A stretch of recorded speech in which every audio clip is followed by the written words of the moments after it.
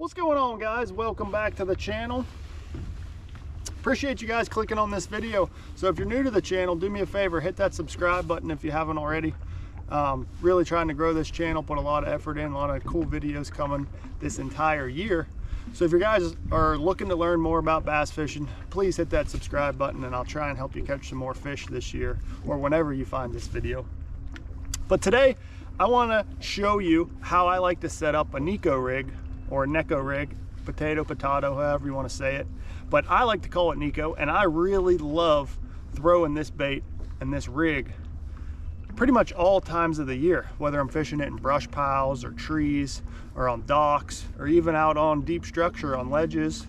Any time of the year, any type of structure, the Neko rig gets fish in the boat. So I'm going to show you down to the nitty-gritty, equipment, some rigging tips, all that good stuff. That's all coming up.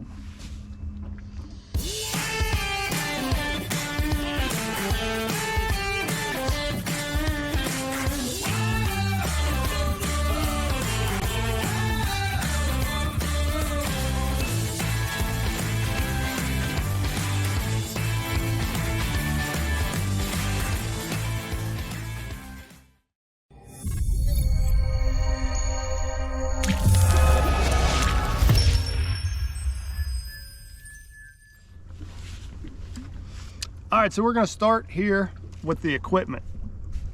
You know, of course, you want a good spinning rod. You know, this is a fairly light technique, you know, very finesse, light line, lightweight inside the rig. So you want a very sensitive spinning rod. So I go with the favorite Hex 7'2" medium heavy right here. This is just my all-time favorite spinning rod. It just feels so nice in your hand. You know, it's very sensitive, very light and balanced, and you're able to feel those light bites when they bite it on the fall. 20-pound Seagar Smackdown braid. I like the flash green color because I always lay my line on top of the water while the bait is sinking, and you're able to see those strikes. That line will jump if a fish bites it while it's falling, and you're able to see that with that flash green braid. Then come down here and I tie an FG knot.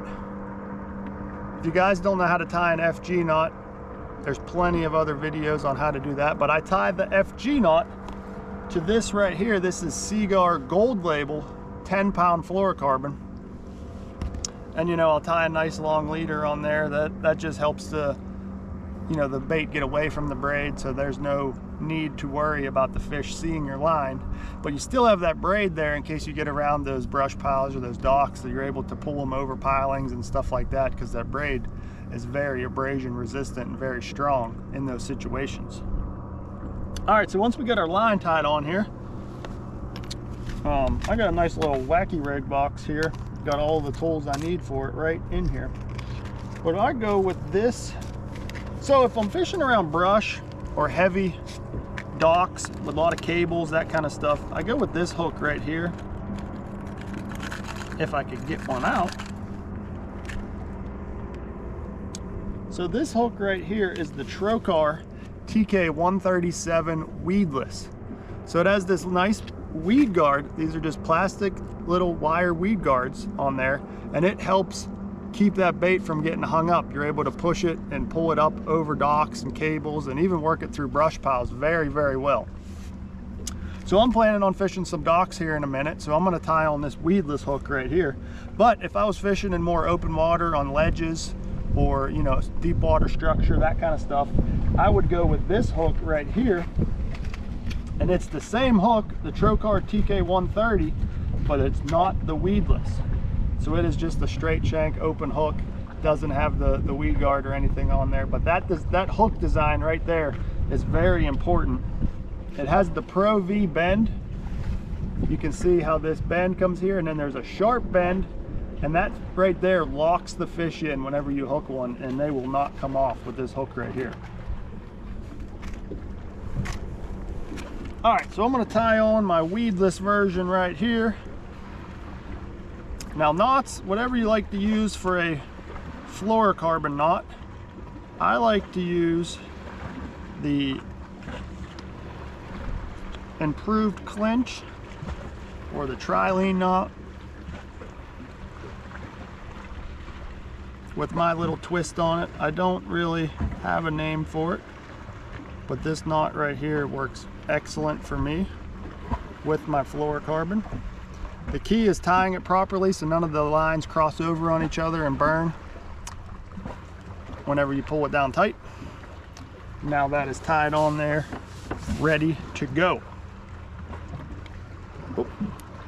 Cut off there. All right. So there's the equipment part of it. Now baits, you can get very creative with baits. Today, I've been catching some fish on the 5-inch Guggen Baits lunker log. So for this demonstration, we're gonna go ahead and go with that. Watermelon red color's hard to beat anytime there's clear water. You know, you got green pumpkin, even some black and blue, you're getting a little bit dirty water, but I really like a watermelon red color. That is hard to beat any time of the year.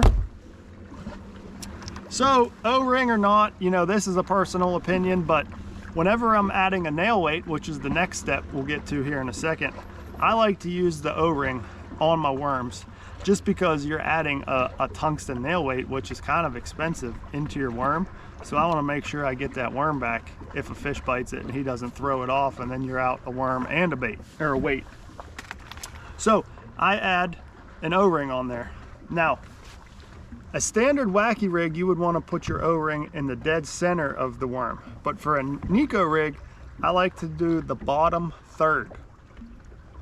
So usually right around the smooth spot on the Guggen lunker log or a Senko type bait, there's ribs and then there's that little smooth spot. So right towards the top of the smooth spot is where I put the O-ring, so it has a little bit different action when it's pulling through the water. And we'll get to that here in a second. As I said before, you got to add a nail weight. This helps the bait sink faster, so it gets down there deeper and you don't have to wait for it, but it's still very light. Like this is a 1/16 ounce Epic tungsten nail weight. And you go in the head of your lunker log, take your nail weight, and we're gonna shove that down in there. I like to bury it so it is completely inside the head of that worm and not sticking out, just like that. Perfect. So now we got our worm rigged up, or ready to get rigged up. Now, one of the most important steps about rigging up your Neko rig is you have this worm right here, and there's two ways you could rig it. You could rig it this way, okay, like that, but that is absolutely the wrong way to do it. You want to start your hook from the side that has the weight in it and go facing the other direction, so your hook point is facing up. You got your weight right here. You want your hook point on the opposite side of the weight.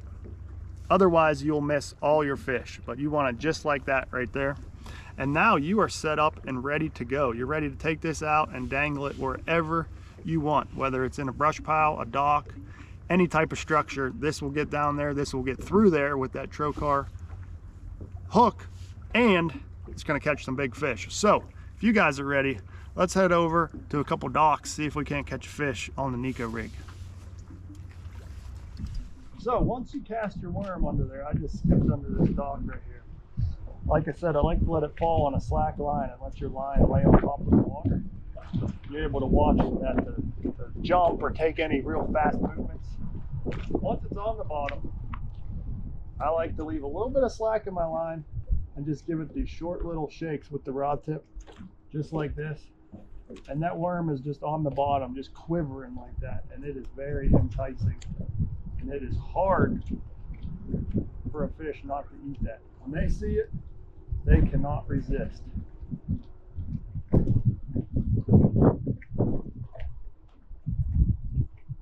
Now you're going to have a bunch of different types of bites with this rig. You know, sometimes you're going to pick up and it's just going to be heavy.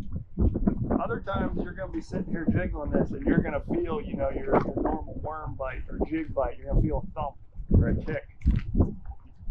You never really know, so you got to kind of be on your game. You got to be watching your line at all times, because it could just start swimming and never feel a bite at all. So it's a very different technique.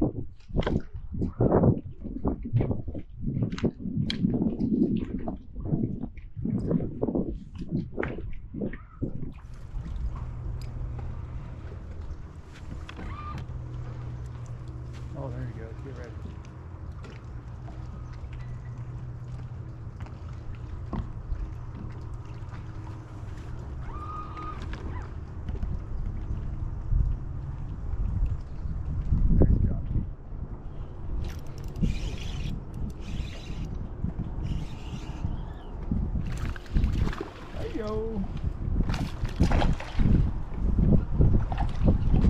It's really that simple, guys. Get you a couple Trokar TK137s, some epic tungsten nail weights, and some lunker logs, and throw it around some docks. Catch yourself some bass. Well, hopefully you guys learned something about Neko rig fishing here today. Let me know in the comments below if you do anything differently, or if you had to take it out on the lake and have some success. I'd love to hear that you caught some bass using my tips, or send me some pictures even on Instagram. And I'd love to see the fish you caught using my tips. You know, that would make me feel good. That'd be really cool. But appreciate you guys watching this video. If you made it this far, give me a thumbs up for catching a fish on cue. That was pretty cool. So if not, see you guys next time.